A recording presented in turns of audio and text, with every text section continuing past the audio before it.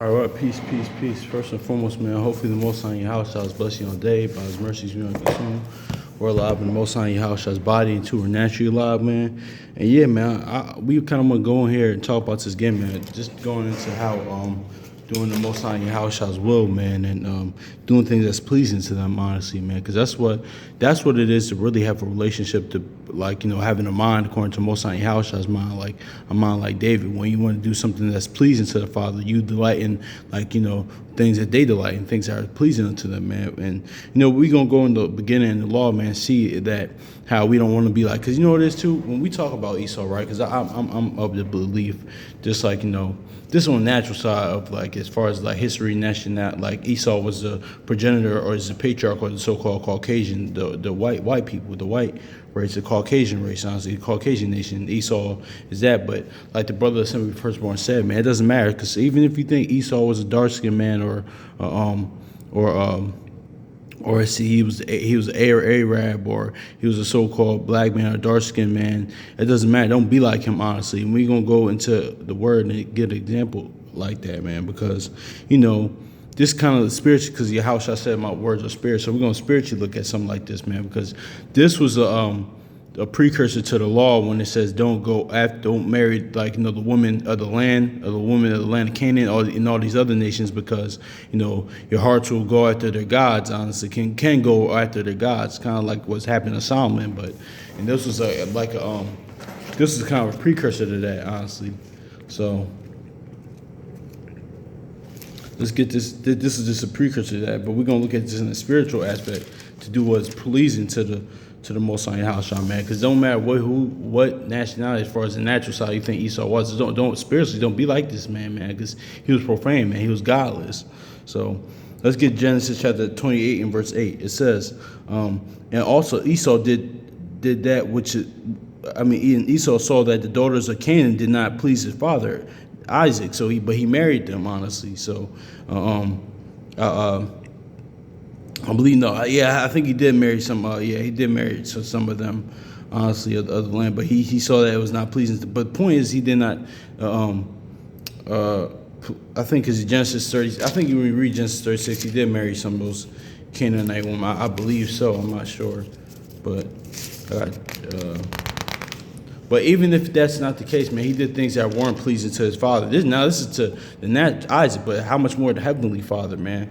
But I could be wrong about that. But I do remember him marrying some Canaanite woman. Honestly, I do remember that. Yeah, he did. He did. Yes. So yes, he did. So when he already knew that it was not pleasing to the father, and this is a kind of precursor to, like, in the law when it says don't marry the Canaan woman of Canaan. Honestly, But anyway, it says, let's get Genesis chapter 28, verse 8. It says, and Esau saw the daughters of Canaan did not please his father Isaac. So see that? So, but let's go with 1 John 3, verse 22, man, because it's not just marrying daughters. It's not just that. Just don't go into anything that's not really pleasing to the father. But we do it anyway, man. That's how we don't want to be like Esau in that aspect. That's so profane, or like, or just doing the Most High in your house as well, things that are not pleasing to the father. Because also, too, this is where, we had to know our God as well, the Most High Yahushua, man, because certain things aren't even written in the word, but you should already know that the Most High Yahushua don't mess with that, don't fool with that. Because certain people might say, like, well, it's not written there, but you should know your God well enough to know that they don't he don't mess with that. Similar to like your parents or your actual father, your earthly father, or your parents, things that nature, or if you didn't have parents, your loved ones or people that taught you. Condolences to people that didn't have anybody that teach them or really guide them. Honestly, didn't have, because some people did raise themselves, but that's another story for another day. But those that did have parents or loved ones that raised them, there's certain things that's kind of unsaid. They didn't necessarily teach you, but you should know they don't fool what you're doing. They don't rock what you're doing. You should already know them well enough to know that they don't rock with that, man. So how much more with the Heavenly Father, man? So let's get 1 John chapter 3. And just going to do things that's pleasing to the Father. 1 John 3, verse 22.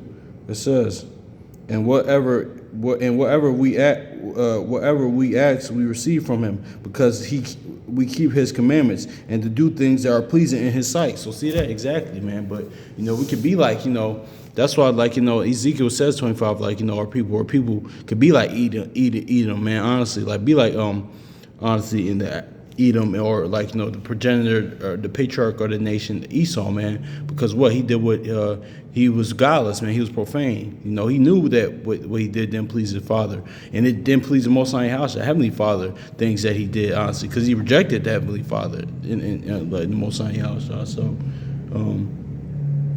yeah, that's just is what it is. But let's read this again.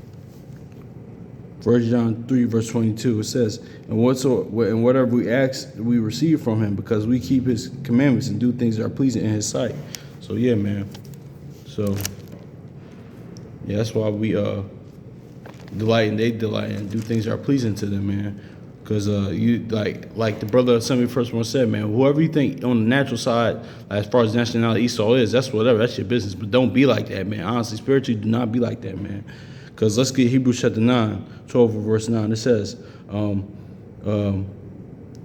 it says, furthermore, we have fathers who corrected us, and we paid them much respect. Shall we not much more readily be subjection unto the Father of spirits and live? Exactly, man. So how much more? Because there's certain things like our fathers told us, or like told us, like our earthly father told us naturally, and we were subject to them. So how much more should we be subjected to the Heavenly Father, the Most High House, man?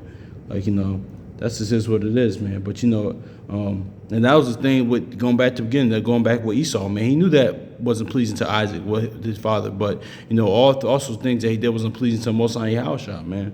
So let's get Hebrews chapter 12, verse let's go verse 16 now, man. Yep, because this is an example of that. Least there be any fornicator or profane person like Esau, which for whom one morsel or food or so his birthright. Exactly. So yeah, man.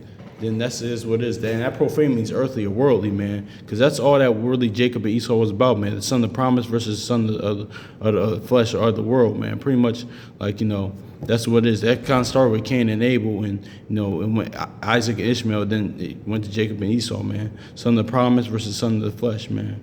So that's what it is. Or the earthly son versus the spiritual son, man. The son pretty much the son of God, son of the Most High House, and sons of the serpent, son of the devil.